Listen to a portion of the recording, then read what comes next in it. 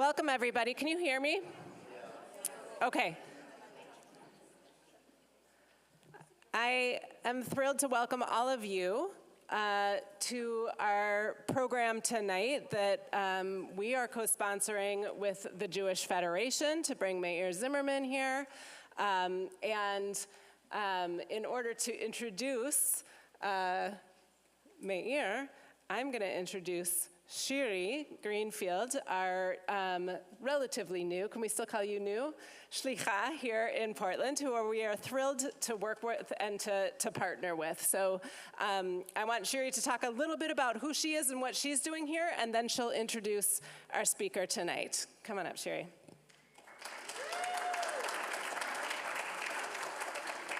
Thank you, Mel. First of all, I want to thank everyone for coming. I'm happy that this topic is of interest to everyone.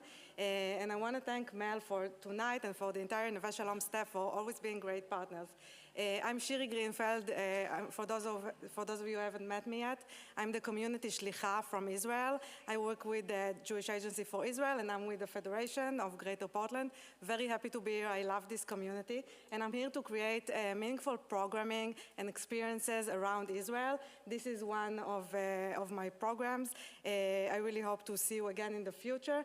And I'm here for you. I'm here for the entire community, regardless of affiliation. And please feel free to reach out to me with any questions regarding Israel, recommendations, if you just want to talk, if you want support, because I know that this conversation can sometimes be hard. I'm available at shiri@jewishportland.org. And now for our speaker for tonight. So I want to introduce Meir Zimmerman. He's the Midwest Regional Director for a Jewish Graduate Network, and he previously worked for the Federation of Philadelphia and the Combined Jewish Philanthropies, the Federation of Greater Boston, and in the Ruderman Family Foundation. He has a lot of experience with education, with nonprofit organizations, and in the Jewish world overall. And he's a great friend, and he's also a father of the amazing Evie. And I'm so happy that he's here. He's coming from Cherry Hill, New Jersey. He came all this way, and I saw his deck before, and a spoiler, it's a great talk. So please give it up for Meir Zimmerman.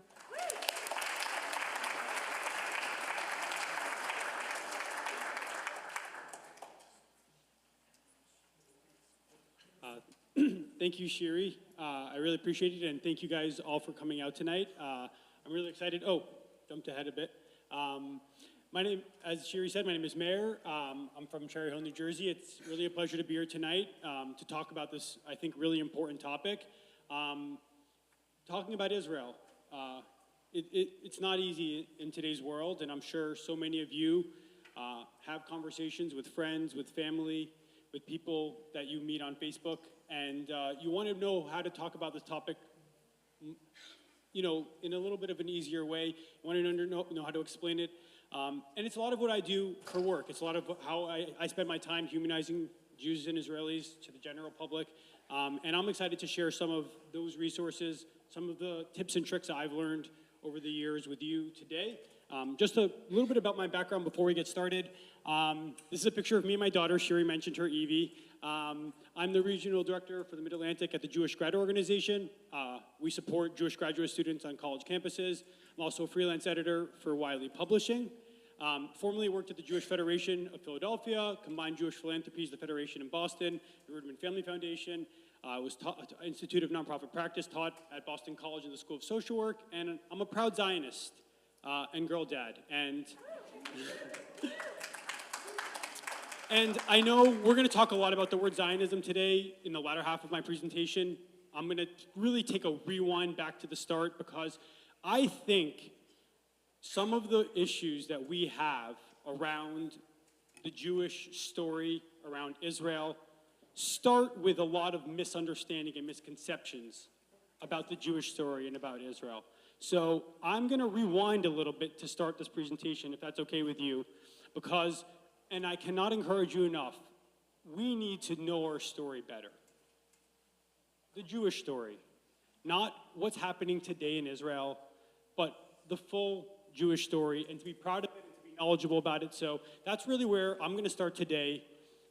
The first 3 parts of my presentation are going to be a lot of background and some context, and then we're going to go into understanding your audience, how to talk to different audiences about Israel. And I think one of the key takeaways I want you to take away from today is that there is no one way to talk about Israel.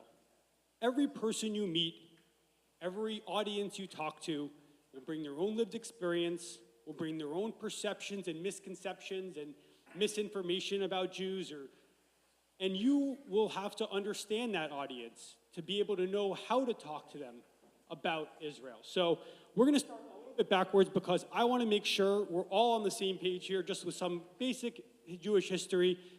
The Jewish people have been around for a long time, right? A long, long, long time. We predate Christianity, we predate Islam, right? You know, this is not debatable fact. There's archaeological facts, and we're going to go through some of that as well, but we've been around a long time. Diaspora, a word we use a lot, but it's important to define, right? Diaspora, the Jews living outside of Israel. This is from Merriam-Webster Dictionary. It says here, people settled far from their ancestral homeland. We use the word diaspora, but the word diaspora implies on its own that there's a history before that. And I think that's really important. Now who here, and I'm going to point to the kids first because I want to see if any of you know, who knows what this picture is of right here? I know I've seen it before. Okay, knowing you've seen it before is half the battle. I don't know anything else. Anyone else from the kids' side? I heard it from here. It's the Arch of Titus, that's correct.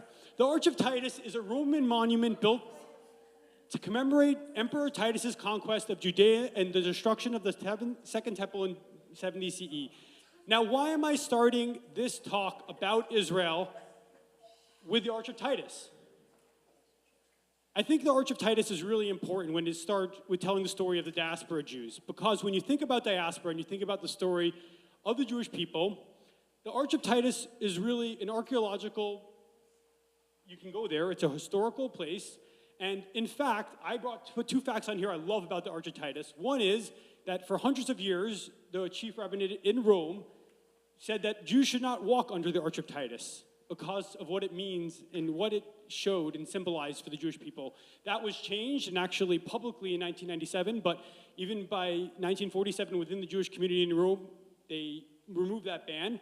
And actually in 2020, when there was a wave in the US of people trying to take down statues, of Confederate statues, and statues that really, related to problematic, or what people saw as problematic figures here in the US, there was a campaign to take down the Arch of Titus because it celebrated the persecution of Jews and the destruction of the Second Temple. So I like to start with the Arch of Titus. I think when we talk about diaspora Jews, we talk about Israel today, it's one of the foundational pieces where I always point to. Now from there, from 70 CE, diasporic Jews were expelled out of Jerusalem and Judea and Israel and were pushed to different parts of the world, right? That's where diaspora begins. From there, we kind of formed these three key hubs, right? I'm moving a little quick through history, but remember, this is the preamble to the real talk about how to speak about Israel, right? One people, many journeys. We have Mizrahi Jews that are settled in the Middle East. We have Sephardic Jews which settled in Spain, Ashkenazic Jews in Germany and Europe. And from there, we even took more journeys. As you know, there are Jews now living in Israel that have come from over 100 countries around the world. So when we talk about Israel, we talk about diasporic Jews, we talk about where did Israel come from, the many journeys, the many ways that Jews look today. Here's a little bit of a meme that I like to find. We like to laugh at our own pain, but when anti-Semitism was on the rise, I know we're your chosen people, but once in a while, can't you choose someone else, right?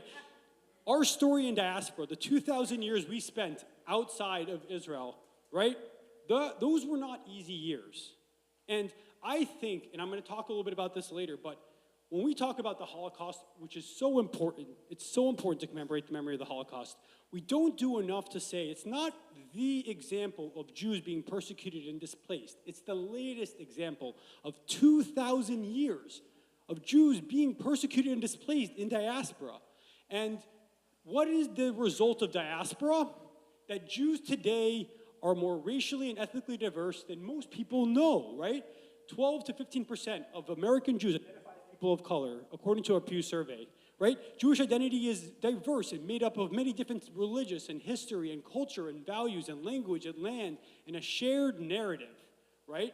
So what is a Jew? We're going to kind of jump into that. What makes Jewish identity unique? Maybe I can go back to the kids here. Does anyone want to raise their hand and say, what do you guys think makes Jewish identity unique? We're like kind of united under how it's just separated from a lot of kind of societies. It's just very like, it's different. It's like, I don't know how to explain it really, but Our shared peoplehood? yeah. Peoplehood. That's great. Anyone else want to chime in? Well, I see Jewish identity is different from other religious groups, because we don't fit neatly into any of the boxes that traditionally we use today on a census, right? Are we a religion? Are we a culture? Are we a race, an ethnicity, a nationality? I think their misconception about Jews is we're a religious group from Europe, right? The misunderstanding around Jews often stems from a lack of misinformation, like real just lack of knowledge, right? Judaism is ancient, right? It wasn't born in a time when we had these modern boxes in society created, and it really is hard to define. I use the word ethno-religious group, but it's really hard to define what is a Jew, and most people don't know. And we're going to understand a little later. You all know this is a Jewish audience mostly, I'm sure, but I love to look at the diversity of how people practice Jews, the different ways we show our Jewish identity. I spend my life helping people meaningfully engage in what makes them proud to be Jewish. I think we need to spread more Jewish joy and culture and be proud and make sure that our next generation, that's all of you, but everyone in this room, our Jewish identity cannot be defined by anti-Semitism, cannot be defined by defending Israel. We need to remember what makes us proud to be Jewish. We have a rich culture, and it should be celebrated. Here's another joke in there, just because when we talk about Jewish culture, this is how I cook carbs on Shabbos. It's important, but our culture is beautiful. So here's another question for you, and I'm sure many people in this room know because you probably use it when you talk, but this is another major misconception about the Jewish people. People think, if you go to someone on the street, really someone that doesn't know many Jews, and you say, how many Jews do you think exist in the world? You would be shocked by their answer. Hundreds of millions, maybe a billion. The answers are really ridiculous. But the real truth is there's around 15.7 million, according to the most recent research that I looked at, Jews in the world. That's around 0.2% of the global population, right? 33% of the world population Christian, 25 Muslim, right? 15% Hindu, 7% Buddhist, 0.2% Jewish, right? And I think it's really important because that is one of the major misconceptions. Now, I'm going to go through some other really big misconceptions about Jews in Israel, okay? Here we go. This is where we start some of the meat of this conversation, right?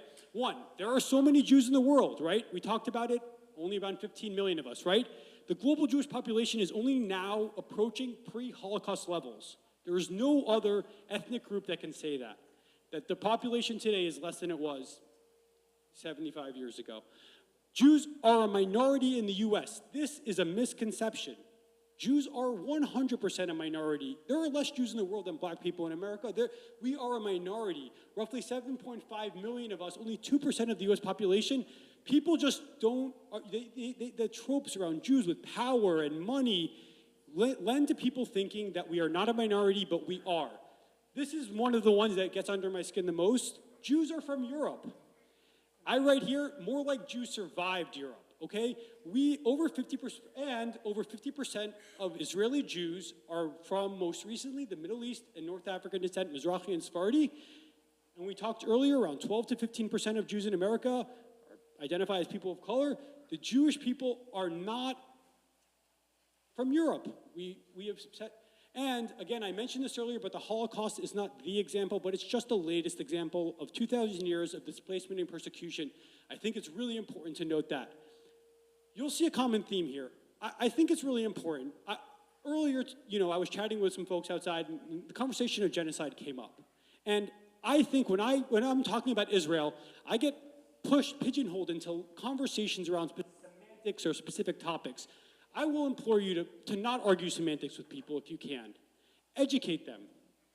Help them understand our history, understand more about the Jewish people, understand more about the importance of Israel to you, but to the Jewish people. Another misunderstanding, I think, is that Jews are just a religious group. I touched on this earlier. This is why I had those 2 earlier sections, right? We are not just a religious group. I am myself identify as an agnostic person, but I am Jewish. Other religious groups don't have agnostics that are part of their religious group. Jews are an ethno-religious group. Jews identify as a combined faith, peoplehood, culture, shared history, not just a belief. This is a misconception that many people have. That's why people say you're just a religious group from Europe, and I think it's really important to dispel that myth. I think Israel lacks diversity is something that I'm sure many of you talk about with your friends, right? That's a common one, right? A misconception. Israel's population, besides for what we talked about earlier and up here with the diversity within the Jewish community, it has Jews that return from over 100 countries, 21% Arab citizens, many who identify as either Palestinian or Arab Israeli, and other minorities including Druze, Christians, Bedouins, Baha'i, Armenian. Israel is a diverse country, and it just takes landing there in the airport to realize that. All right, 3 more, and then we're going to move on. We're going to go into the next section of this presentation, okay? And if I'm going a little fast, I'll say 1 of 2 things. Quickly, we are recording this, so if you need to look back and refresh yourself, you're welcome to go back. And I'm sorry for going quickly, or I know I'm from the New York area. That's part of my charm.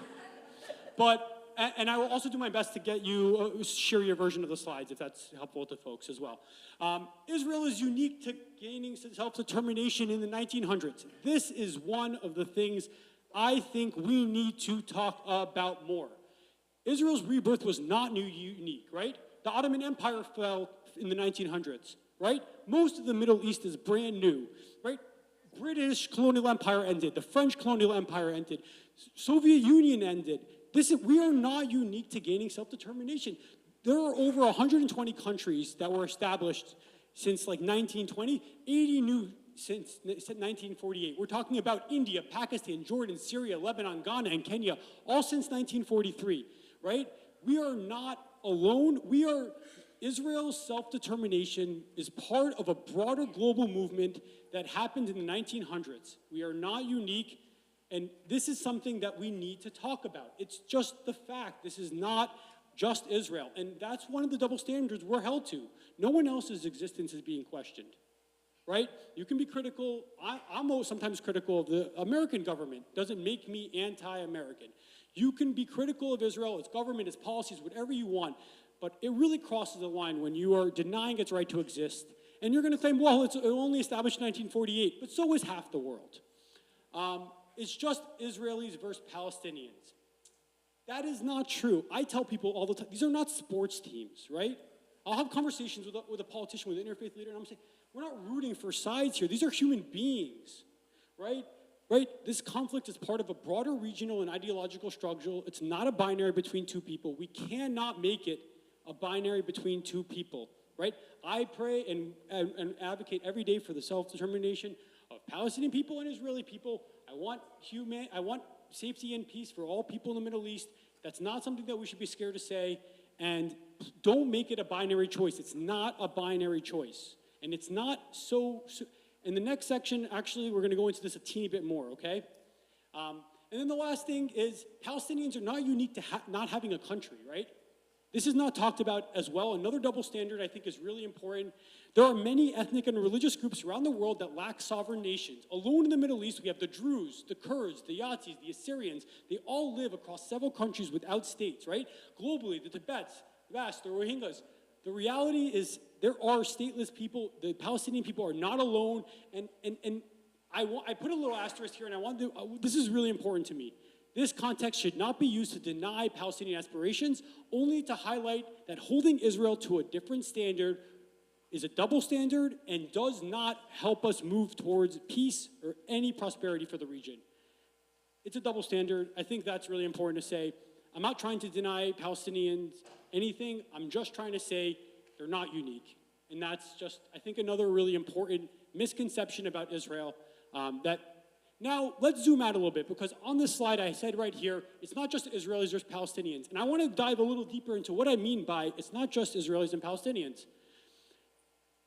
I'm sure many of you have heard the term axis of resistance, right? But if you've been following the war the last 2 years, you'll know that Israel has not only been facing Hamas, right? The terrorist organization in Gaza that's been, started this war, right? If you look here, and again, I implore you to do a little bit more research on this when you have time, because I don't want to dive too deep into this today. But the Axis of Resistance is an informal coalition of Iranian-supported militant, I'll just say it, terrorist groups that operate across the Middle East. Israel, it's my belief, right, that on October 7th, Hamas really believed that Hezbollah, like in previous wars, that Hezbollah, that the Houthis were all going to join in on attacking Israel at the same time. I have it in fairly good from Israeli intelligence that they really believed, Hamas did, that they were going to have support and Israel was going to get attacked on multiple fronts on that day, and that's why they wouldn't be able to stop the Hamas attack, the terrorist attack, and it didn't end up happening. But this war, we ended up dealing with fire from Lebanon, Hezbollah. We ended up dealing with fire from the Houthis. And Iran in general used many proxies to attack Israel. And it's important to understand this. And I'm going to jump to the next slide, because this is not just me saying this, right? This is literally published in the New York Times in 2024, right? We talked about the Hezbollah, the Hamas, the military in the Houthis. And I want to say something that I think is really important to talk when I talk about Israel. A lot I talk about this, and I think it's really important. When you think about who brings charges against Israel in the International Criminal Court, right? Who is the most critical voices internationally of Israel? It's not Sudan, it's not Egypt, it's not Saudi Arabia, right? It's South Africa, right? The French, Spain, Canada. How many countries in the world speak English? How many speak French? How many speak Spanish? How many speak Arabic? How many speak Hebrew, okay? I think there's a real projection going on of the guilt of past crimes. A lot of the world was colonized. I think it's really frustrating to me when I hear, if you live in the Middle East, you understand the geopolitics. Jordan was shooting down missiles headed for Israel over the last 2 years, multiple times. The countries that live in the Middle East, they understand Iran. They have to live with Iran in their backyard. They have a lot more depth to the knowledge of it. We're going to talk, I don't want to just talk negative. I'll even just say, go to the next slide and say, what is my hope for the future, right? The Abraham Accords gives me hope. I think Saudi Arabia is going to join in the next year. They've been waiting for this war to end. And I think it's really important because I think all countries in the Middle East, and I think we need to do more to say that we're a Middle Eastern people, because we are. Israel is a part of the Middle East, period. Hope for the Middle East, the Abraham Accords gives me hope. And you don't have to like everyone on this screen, but we have to have a lot of Accords to hope, because economic prosperity is the future for the Middle East. It really is. This is what we need to be looking forward to. And this is what many countries in the Middle East are waiting to join the Abraham Accords for when this tension dies down. And Israel will be, and is being seen and will be seen as Middle Eastern as any of the other countries there. We deserve that. And I think it's really important to have that aspiration and to think positively about the future. Now I want to talk about your audiences, because I mentioned earlier that I think it's really important to not define every audience the same way. Every single person you talk to, because right now I want to say that I've been doing a lot of background now. Now I'm going to give you the information and knowledge to know how to talk to different audiences about these topics, okay? So let's get to the meat of it. I made this up myself, but this is my understanding of the different types of Jews. When I talk about Israel to different audiences, this is the 5 buckets I would put them into, okay? I've never met a Jew, right? You're here in Portland. Excuse me. You're here in Portland, right? And there are many Jews that live in Portland, but you go an hour outside of Portland, right? I think you're going to find that there's probably some towns that don't have any Jews in them, right? If you go to a town that doesn't have a lot of Jews, right, what are you going to see? You have someone whose ideas about Jews in Israel come from hearsay, media, social media, and are shaped by stereotypes and misinformation. So the I never met a Jew crowd is one audience. The second is I know a Jew. Sure, okay, you know a Jew, you know. I have a personal connection, but they may not understand Jewish identity, Jewish history. I meet Jewish students, young students, that went to 12 years of Jewish day school that don't know our history. So, I mean, it's understandable that if you know one Jew, you might not know Jewish history. So that's a second audience. Their views may depend on the person they know or the media they consume. The third one is I know Jews. Right? Polls show, last year ADL did a poll that showed 24% of Americans agree with 6 or more anti-Semitic tropes, right? And 34% of the general population claims to be, only 34% of the population claims to be even familiar with the term Zionism, and only 14% could correctly define Zionism. That's a Boundless Israel poll. We're going to talk more about Boundless Israel later, okay? The fourth group is probably the one you're arguing with the most on Facebook, right? I'm just critical of Israel. They may see Jews only through the lens of Israel, often framed as conflict or human rights. It's impossible to differentiate between, it's really important for you when you're talking to someone about Israel and they say, I'm just critical of Israel, I'm not anti-Semitic, for you to differentiate between two things, and I'm going to go through this again later, but I really want this is a really important thing. You need to separate pro-Palestinian and anti-Zionist, right? You can be pro-Palestinian and pro-Israeli. I remember I said earlier, they're not sports teams. You can be pro-people having safety, self-determination, whatever. But being pro-Palestinian is not being angry that the ceasefire happened because it was brought about by Trump. Being pro-Palestinian is caring about the safety of the people that are pro-Palestinian. Being anti-Zionist, you're anti-Zionist. You're anti the Jewish state's existence. To me, that's where it crosses the line. And I think when you're talking to people, it's important to know that, because I find often when someone's an anti-Zionist, it's really hard to change their mind because they think certain misconceptions and they believe certain things about Jews and Zionists that are really hard to change those misconceptions. And I'll give you one brief example, and then I want to jump to the next audience, the last audience. I oftentimes am having conversations with people, and they'll say, are you a Zionist? I'm like, why are you prompting me to define whether I'm a Zionist? I'm trying to have a conversation with you about what's going on in the Middle East. A lot of anti-Zionists have this really strong belief that Zionists are liars. They demonize Zionism.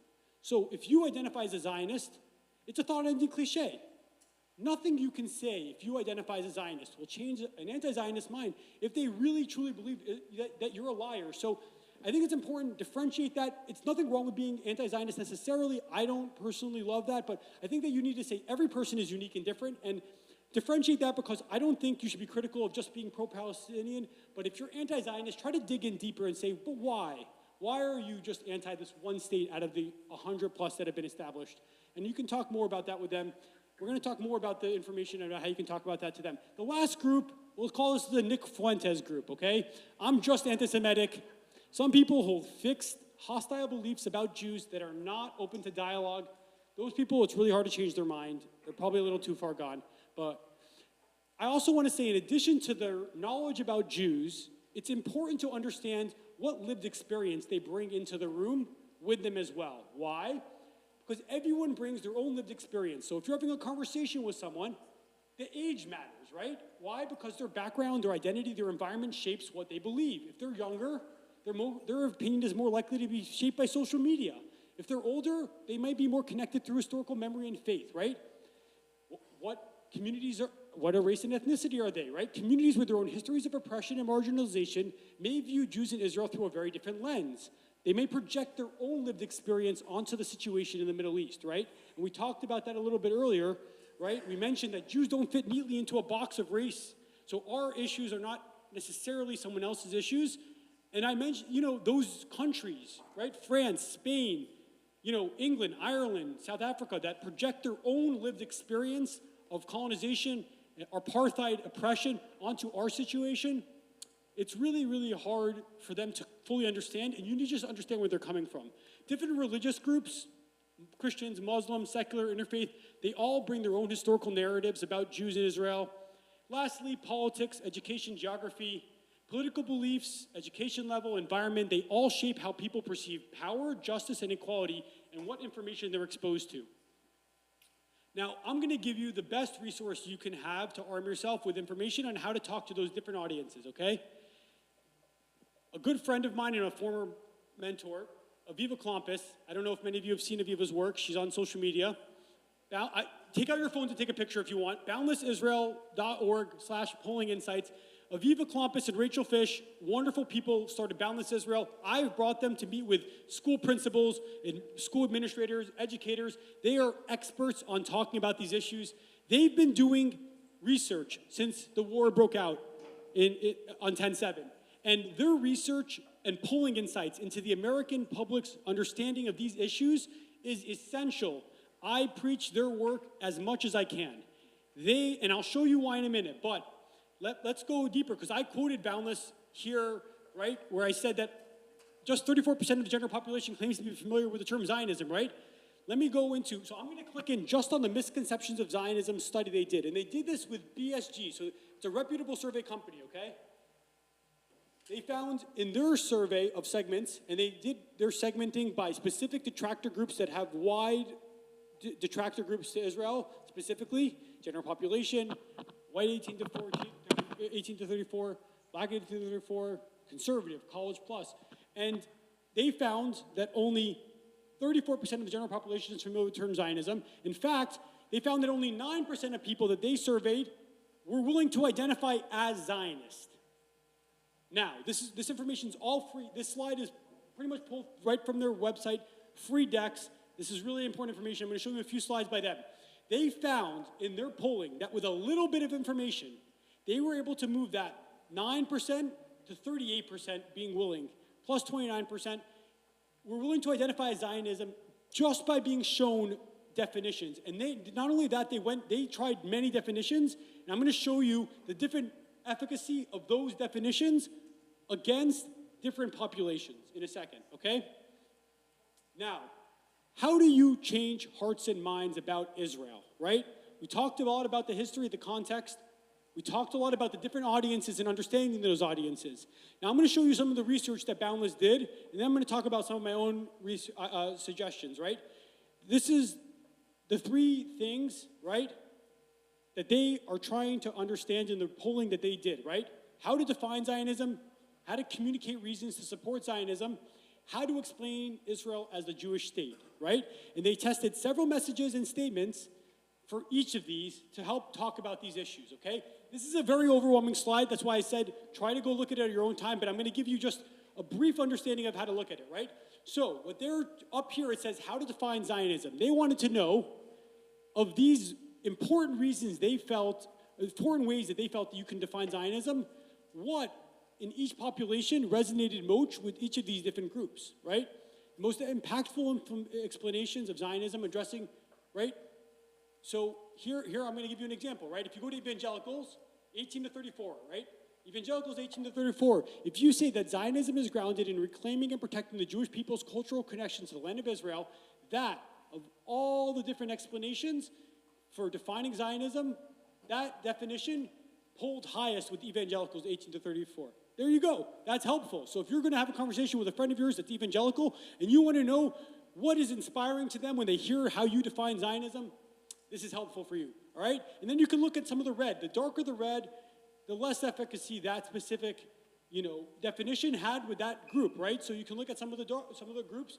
Similarly, I would say, if you look over, by the way, the definition for any of the specific groups here, right? It can have more, or with the darker the red, it's less supportive. The lighter green, okay. Now, they tested now support for Zionism, I think, is probably the most important one, right? Reasons to support Zionism. They tested 7 key messages here, right? They said, right, Israel is a safe haven for Jewish people, right? We talked about the 2,000 years of persecution and displacement. We know that Jews need to be responsible for their own safety and self-determination because of those 2,000 years of persecution and displacement and because it's our ancestral homeland. But as a safe haven for the Jewish people is one of the 7 messages they tested. The second one is that Israel is a central part of Jewish life and culture, right? Israel is in our prayers. We say it every year at the Passover Seder, L'Shana Haba B'Yerushalayim. It's in our mezuzahs. It's in everything. Israel is to Judaism as flour is to challah. I don't know, but it's an integral piece, and it's something that I'm sorry for anyone who's gluten-free. There's also great alternatives, but it's really, really, really important, and I think that it's important to know that Israel is not only a safe haven for Jewish people, but it's a central part of Jewish life, and they tested that message as well. The third one is supporting stability in the region, right? That it's a valuable ally to the U.S. and other Western countries. It supports strategic intelligence, military cooperation. I'm sure many of you have talked about that as well. Next, you can't blame Jews for Israel's actions, right? That's a reason to support. Silence contributes to anti-Semitism, and criticism versus denying right to exist. Now, when they tested these... You missed the top one. You're right, thank you so much. Shared democratic and Western values. I'm going to actually talk about this because you're going to see this is, for reasons to support Zionism, I think is a little less, yes, but shared democratic and Western values, thank you so much. That was for pointing that out. All right, so here is the testing of those 7 different, right, messages on reasons to support Zionism. Again, same target population. They want to understand what has the most efficacy, and you can look down here on the bottom when you're looking at the survey itself. You can see the question specifically and how it's worded, right? What impact, if any, does this statement have on your opinion that Jewish people have the right to a state in their ancestral homeland of Israel? Does it make you? They tested these 7. All right, and again, you can look here at the efficacy of every single statement, and I will say that, you know, it's really the supporting stability in the region did not poll well necessarily, and for every group and target group, you're going to find, for specifically shared democratic and Western values worked really well with college students, as did silence contributes to anti-Semitism, whereas other things worked less well. Now, I'm going to say that the last one I want to show you here, and again, the research you want to look into yourself because I'm going to give you, I want to save time for questions, and I want to show you, we have one more section to get to of this presentation, but the takeaway I want you to take away from the boundless data is this. Research exists out there to help you better arm yourself. Don't come with the same argument to every single group. Understand your audience. Understand, A, what their knowledge is of Jews, right? B, what is their lived experience? And C, what does the research say on how to talk to that specific population and person that you're trying to engage, okay? Now, here is from the summary of that same survey. We're looking later on in the slide deck, right? Right? The messaging recommendations. This is the takeaways they want you to take away, right? Their definition is Zionism is the belief that Jewish people have the right to a state of their own in their ancestral homeland, Israel. I've heard a lot recently that people said we should go away from using the word Zionism. I've actually heard that a lot. People, almost everywhere I go, this is a topic of conversation. It's not my perspective. I don't think we should give in to Zionism being a dirty word, right? But we need to help define it, right? Because people are going to tell you, well, what some Jewish scholar wrote in 1897, don't argue semantics. What does Zionism mean to the average Jew today? We're talking about today, right? We're talking about today. Zionism, for probably 90% of Jews that identify as Zionists, right? There are extremists on both sides, but Zionism is the belief that Jewish people have a right to the state in their own ancestral homeland, Israel. That, they found, educates people on what Zionism means and dispels any misconceptions. We started this presentation off with the history of diaspora, right? We went through the geopolitical issues in the Middle East. We walked through what makes Jewish identity unique.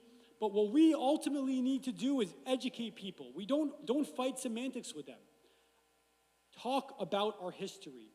Educate people on what it means to be Jewish, what our history is, what our connection to Israel is. And I will say also, I'll give you another example. Some people like to jump into the semantics of from the river to the sea, right?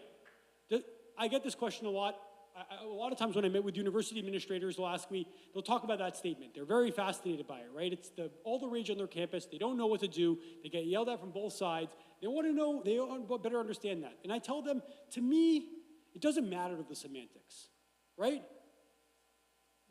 If somebody tells you these actions, these words, in 2025 America, makes us feel unsafe, makes us feel scared, we believe them. What Jews are telling you is when they hear the words from the river to the sea and globalize the Intifada, it makes them feel unsafe, it makes them feel scared. Any other minority groups tells you that, we believe them, you need to believe Jews, right? So arguing semantics to me is not the way to educate people and help them understand our perspective. It could be helpful. If you feel like you want to go down that road, you feel like you build trust and you can have that conversation. But I really think you need to help them understand what Zionism means to you, if that's the way you want to identify, and work to dispel any misconceptions, right? And then they do a lot of other really important, they say Israel is an ancestral homeland of Jewish people, and there's significant archaeological evidence that supports this. Another thing that's really important to say, right? Zionism is grounded in protecting the Jewish people's cultural and religious connection to the land. After centuries of oppression, the establishment of Israel as the Jewish state in 1948 by the United Nations provided a safe haven for Jewish people to live freely, speak their language, and practice their religion without fear of persecution. Both of those statements help connect the land of Israel to the history of the Jewish people and establish a why it is important for the Jewish people to be in Israel and lends international credibility. This information is free on the internet, folks, and I really recommend you look at Boundless. They're not paying me to say this. I love their research. And they're doing it as a nonprofit. It's amazing. I did a session for JCRC professionals, told them the same thing. I walked right through the same exact presentation. I was like, you guys need to just arm yourself with this information. Conversation do's and don'ts. It's the last thing, and then I want to open up to questions from all of you. You guys have no cards. Pass those along. I hope to answer as many questions as I can.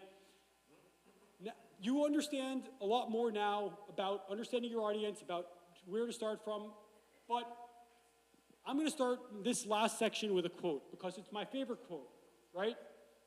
I've learned what people will forget what you said, people will forget what you did, but people will never forget how you made them feel.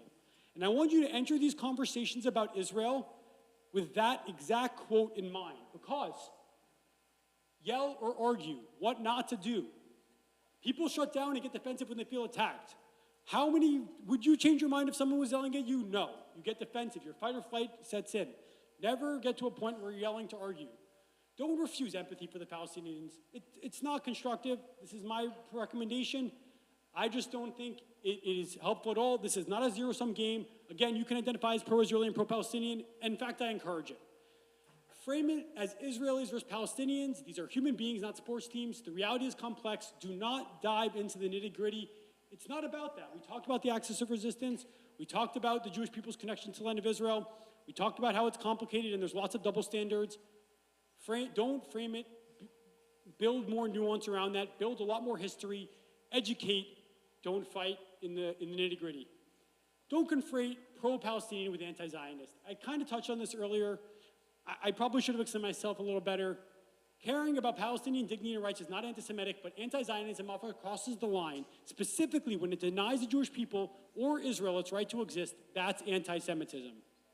Right? Carrying age-old blood libels that have been used for generations and repackaging them to crimes that Israel's committing is anti-Semitism.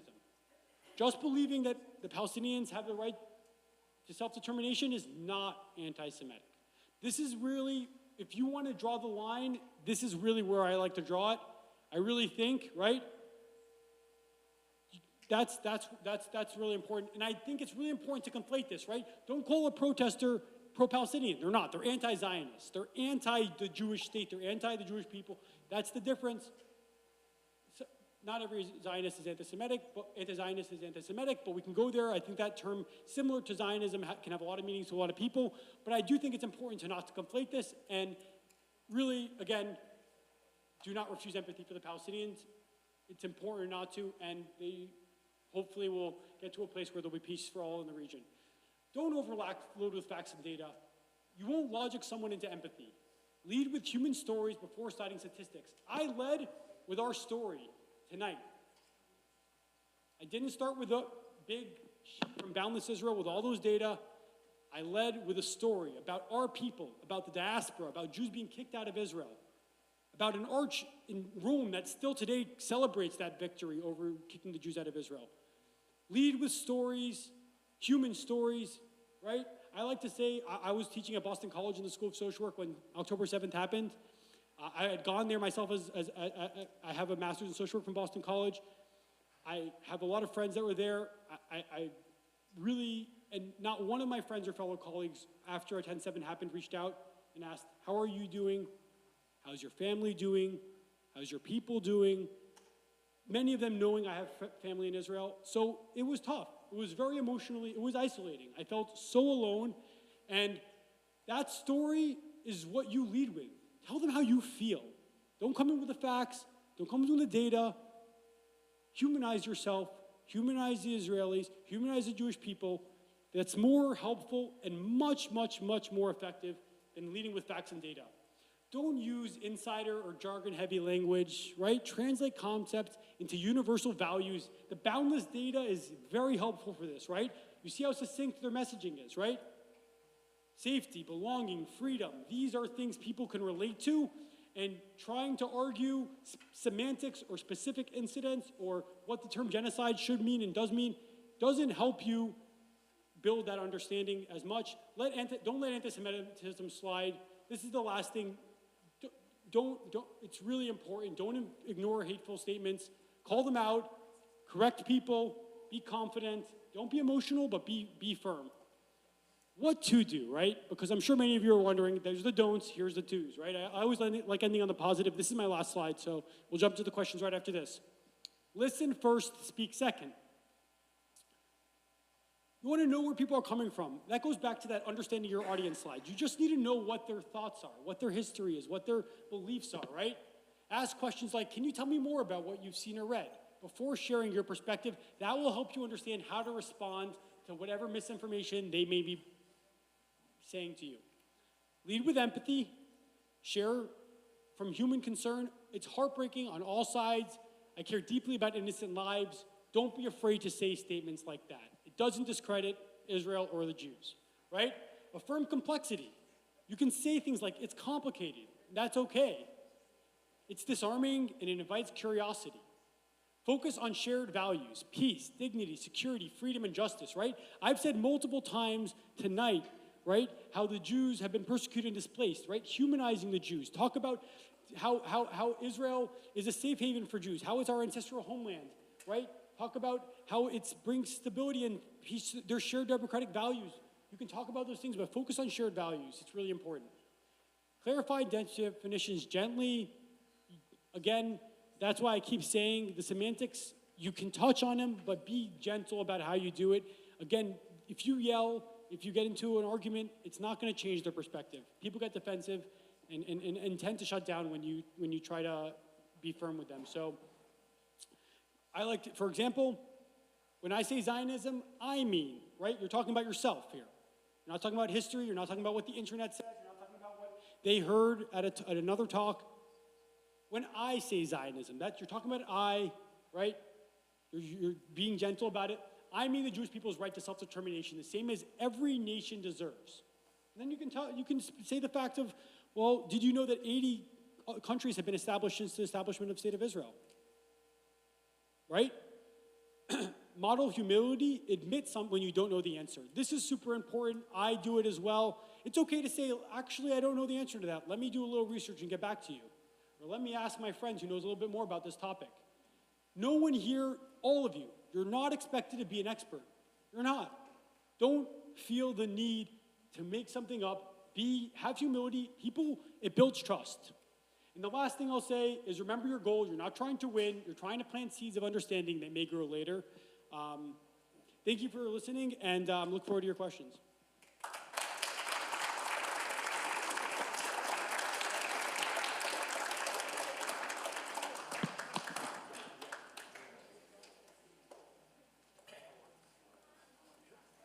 Freedom too. Thank you. So Shiri is walking around. If you've got questions that you've written down, you can give her your card. We've got a couple to start with. So the first question is, if a teacher, and I don't know whether this was high school or college level, is presenting biased or anti-Israel information to students, how should somebody respond in that situation? And I think they're particularly interested in when there's a power differential like that. Yeah, I mean, it's really hard in the education setting, especially today, to have these conversations. I think, again, a lot of the resources I shared there, it's try to lead with curiosity, but you ultimately need to talk about your lived experience. Talk about yourself, lead with yourself, explain how this is impacting you. I think it's really important to just try to humanize yourself in the situation that students are in. And best you can, just try to build understanding in that way and be disarming if possible. It's, again, And I'll say this also, there are a lot of really great resources out there if you are dealing with a teacher that is being really problematic. Stand With Us has a lot of good resources. Your local JCRC is there to support you, your local ADL chapter, your local AJC chapter. You don't have to figure it out on your own. Probably, I'll update my answer, get support from your local JCRC, ADL, AJC. You have great advocates in your community who are adept with dealing with this, and they will try to give you the best support possible. So maybe they can join you in advocating. Next question is about responding to some of the specific accusations that have been leveled against Israel. So Israel is killing children, Israel is not letting food in, Israel is starving, Israel is committing genocide.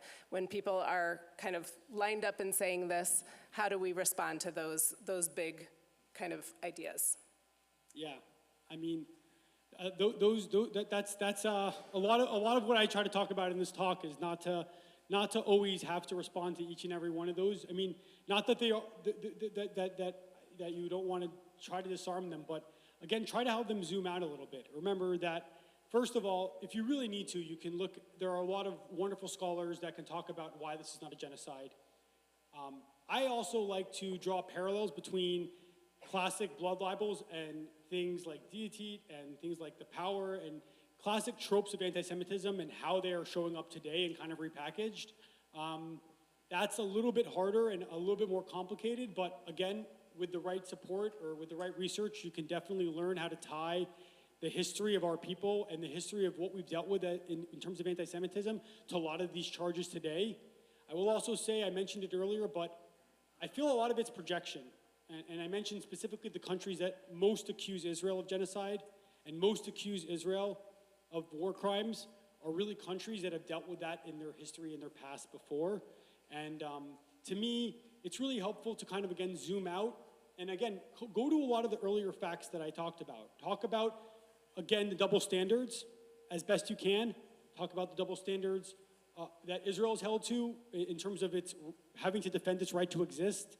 Talk about the double standards about the amount of wars that have gone on that are not talked about, but Israel is. You can talk about the double standards in a lot of ways. But I really think, again, I would approach those conversations by trying to educate them more holistically, as best you can. Lead with yourself. Humanize yourself and Jews as human beings first, as not like a scary Zionism entity, and really try to change their hearts and minds by building understanding. But again, try to zoom out as much as you can because there's so much context that helps people. Again, I keep referring to it, but the amount of states that were established since Israel's founding, right? We talked about how many different empires fell apart in the 1900s, and Israel's not alone. So talk about the double standards. That's as best you can.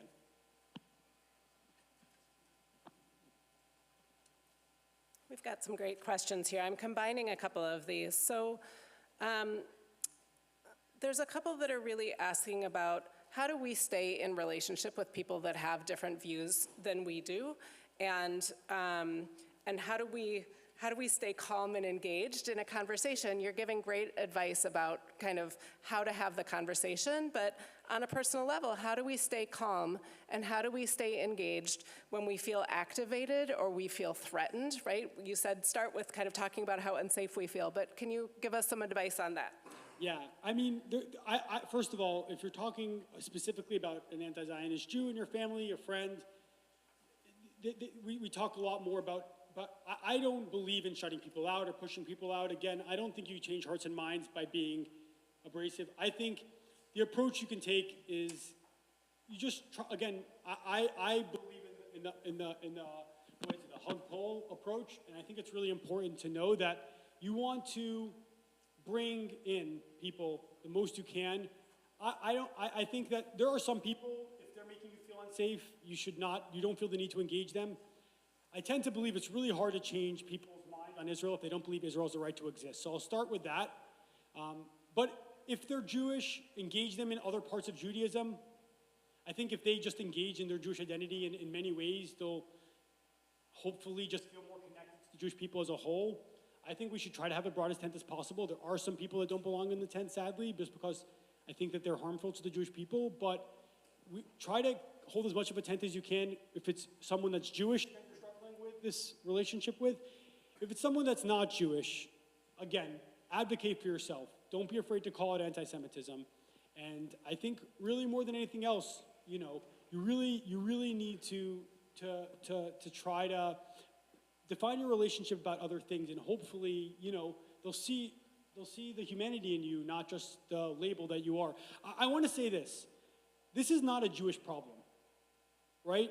The social isolation based on ideology, there are a lot of people out there that shut family members out for having differing beliefs than them. Oprah, I don't know if you saw on Thanksgiving, did a Thanksgiving special. And her Thanksgiving special was all family members that weren't talking to their families anymore, and she was interviewing them. And I found that fascinating. And with the age we're in, with social media, with people getting, I would say, radicalized by different ideologies, and specifically creating outgroups because of that extreme ideology. And I think it's fair to say that for a lot of people, Jews are an outgroup, right? I think, you know, when you think of it that way, I think it's a lot more, you know, you understand who you're talking to. And some people are just flatly brainwashed, and it's really impossible to change their mind, and they just might see you as a terrible person because you're Zionist. And I just don't, you don't have to have space for those people if you don't have the capacity, but try to hug them as much as you can, because I do think you want to try to keep anti-Zionist Jews in our, as much as we can, to feel still connected to Jewish people. You know,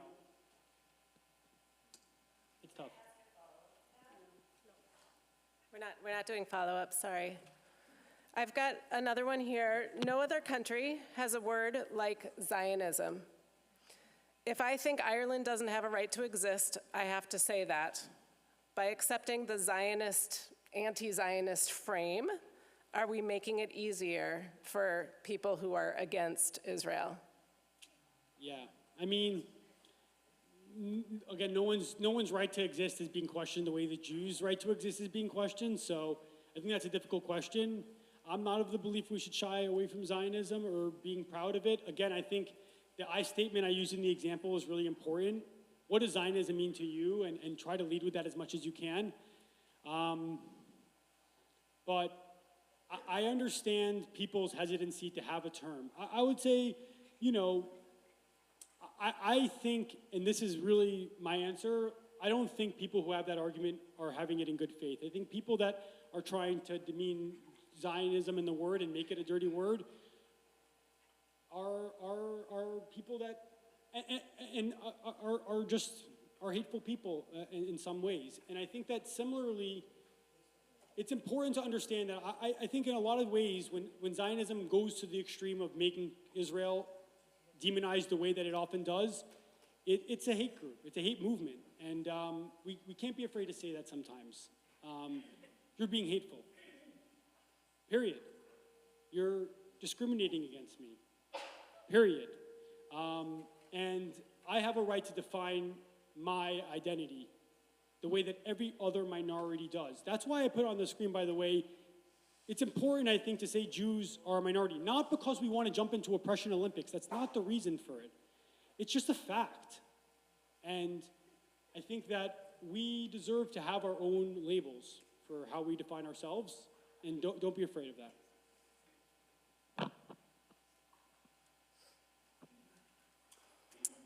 This person is asking, would it help to add into historical perspective the attempts from Israel to engage with Palestinian Authority and to offer peace that's been rejected? Yeah, I will say this is a tricky one. I say yes, 100%. Not a question, very helpful. It's honestly more traditional talking points for Hasbara. I will say this, okay? You're not fighting facts. I did say with facts, right? There is a revisionist history going on with the Jewish story, right? Which is why I lean so heavily into the history, right? We're talking, people are trying to erase the Jewish story. They're trying to deny our connection to the land of Israel. They're trying to deny that Jews are anything more than European colonizers. That is disinformation. Misinformation is bad information that someone has. Disinformation is intentionally, right? Intentionally placed information to cause misinformation and spread misinformation. So I think that it's really important to understand that, and I think you can talk about those specific instances in history, but I don't think it should be the start of your conversation. Maybe conversation 5, because again, you're going to talk about someone who has an alternative facts list to you. So you're going to say, well, Israel attempted peace in 1948 and made all these offers, and they're going to come and say, well, no, they didn't. We call it Israel Independence Day. They call it the Nakba. And you're talking a different language. So yes, it's helpful. I don't think it's helpful to start the conversation, and it's definitely not going to change hearts and minds, conversation number 1, especially if they believe an alternate set of facts of history. I don't know if that makes a lot of sense, but that's my perspective on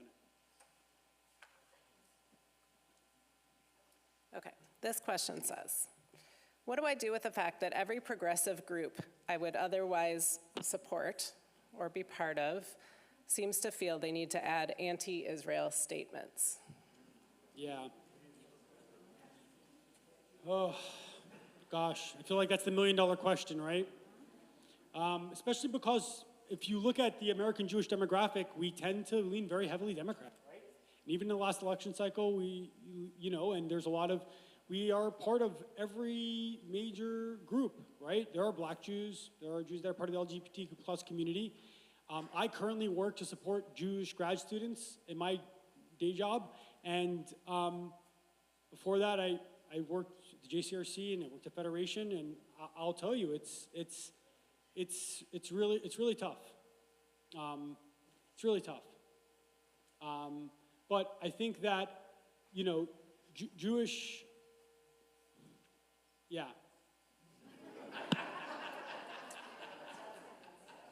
Yeah, it's I would say, what I said in the last slide, don't be afraid to call it anti-Semitism when you see it. Start with your own lived experience. Try to humanize yourself and the Jewish people in Israel as much as you can. And if you need to, what we encourage students to do is to create their own affinity groups, on your own campuses if you need. But it's sad. That's the organization I work for, the Jewish Grad Organization. We've doubled in size since 10-7 to support grad students. The need is there, and they're creating their own Jewish student clubs because they're not feeling always as welcomed in every other club. It's not the case in every campus. I want to say this. There are a lot of places that are very welcoming to Jews. There are a lot of clubs that have understanding, that build nuance, that build space for Jews and Zionists, even in other affinity groups. But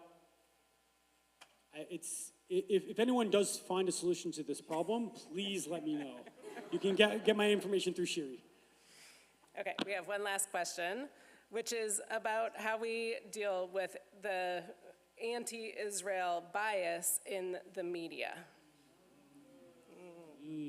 That's another really tough one. I don't know. How many people here have had trouble trusting a publication they used to love because of the last 2.5 years? It's been an awful feeling. Honestly, it's really been tough for me. There are some podcasts I used to listen to every day, and now they lead with "No Jews, no news," and it's a really tough one. I would say, personally, I always like to open as many news sources as I can on any story to educate myself. There are a lot of reporters that are trying to be fair. Find the ones you care about that write well, that are persuasive, and try to help build understanding in your friends groups when negative stories do arise. I think the best you can do is continue to educate yourself and the people you care about.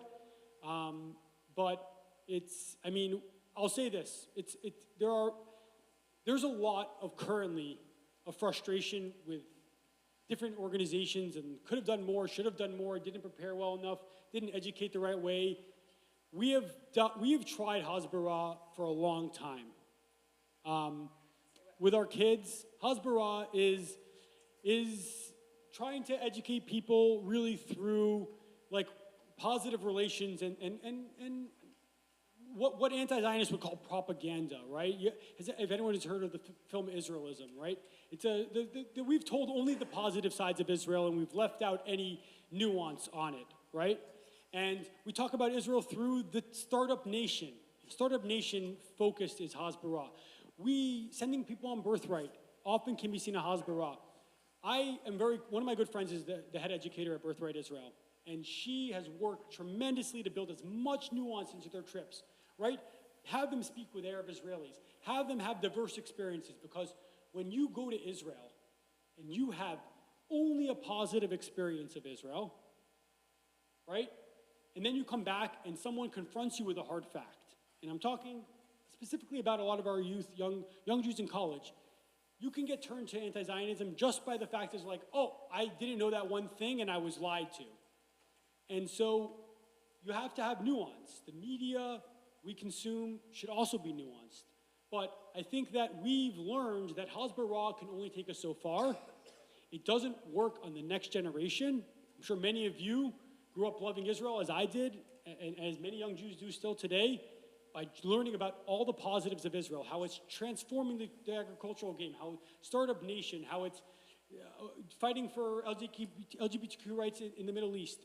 And you can be proud of all those things and also have nuance. So I think we've leaned heavily into Hasbara. I think that's hurt us. I think that's hurt us in media relations. It's hurt us in relations with politicians. We have been afraid to talk with nuance. And I think we need to continue to talk with nuance. I think the organizations that have built those relationships need to continue to lean in, be firm about what crosses the line, but be willing to have nuance. And as you saw multiple times, and I think that hopefully over time we'll rebuild some trust that they don't feel is there. But I think, I think if you're going to take one thing away from the talk today is understand your audience, right? Understand how to talk to different audiences. Really understand as much as you can the Jewish story, and really just make sure that every person you're trying to change hearts and minds with really understands you as a human being, understands that we're humans and people too. I say this and not as a joke, but it's factually. When people often ask me what I do, I say I work to humanize Jews and Israelis for a living, to the general public. And that's a really hard thing to say out loud. Objectively sounds like, how can that be a job? Hasbara is positive Israel relations through very heavily Israel focused, focusing on the positive of Israel without giving nuance on the geopolitical situation. It's not an organization. It's a strategy for teaching about Israel, young Jews about Israel. It's the more traditional strategy. So I want to just give you an opportunity to end on a positive note. Obviously, from our audience that's here, it's a heavy topic, it's an important topic, it's a topic that lots of people wanted to hear about. You gave us a lot of pragmatic information on it. Can we end on a positive note or a positive story that will just kind of help wrap up our evening this evening? Sure. I love positive. I hope you saw my presentation. I don't try to attack negative. I really try to be pragmatic. I appreciate you saying that. I'll end with this, okay? I would say I worked in the I've been in the Jewish communal leadership space for quite a while now, and I feel like I remember pre-10/7, both in Israel and in America, people were concerned about the next generation. Are they going to be as engaged in synagogue life and Jewish life? In Israel, are they going to be as dedicated to Israel's safety and security? I heard a lot of concern. And I will say, since 10/7, I've heard some concern. Oh, there's so many Jews that are anti-Zionist. How are we going to deal with this problem? How are we going to change? And I want to tell you, I've spent the last 2.5 years working with Jews everywhere, young Jews. And I want to tell you this, and I'm talking about all of you, but I'm talking about Jews I've met everywhere.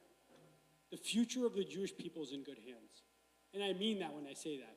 We have had since 10/7 the most incredible young Jews step up to fight anti-Semitism bravely, to advocate for Israel, to go to Israel and fight on the front lines to protect the Jewish state, to be willing to stand up on college campuses against public opinion at times to speak out on what they believe is true and what we know is true. And I think that as much as concern as you have, you should know that I've seen it the last 2+ years. The future of the Jewish people is in good hands. We have a lot to be proud of. There are incredible young Jews out there, and continue to invest in them and continue to teach them Jewish joy, positive, meaningful, positive engagement in Jewish life that are not just dedicated to surrounding Israel, not just surrounding anti-Semitism. They need to love being Jewish as much as we all in this room love being Jewish. We're a joyful people. We're a proud people. I see that in our next generation, and you know, even if you see some complications, we have a lot to be proud of. So that's my parting message. Thank you so much for being here with us this evening. Thank you to Shiri and to Federation for co-sponsoring together. Have a good night, everybody. Thank you for being here.